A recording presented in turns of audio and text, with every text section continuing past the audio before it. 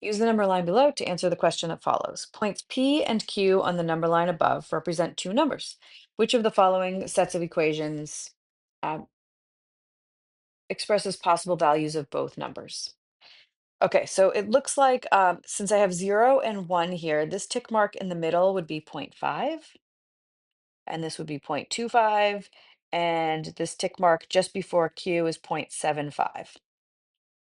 Okay, so P has to be between 0.25 and zero point 0.5, probably closer to zero point 0.5. So I can eliminate A because 0.18 it would be way over here. All the rest of these values for P look pretty reasonable, so I can't eliminate anything else.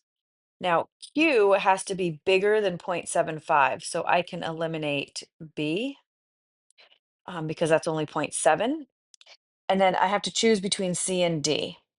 Now, for Q, um, it's very close to 0.75 and not very close to 1. So is it more likely that it's 0.77 or 0.92? And I would say 0.77 because Q is very close to 0.75.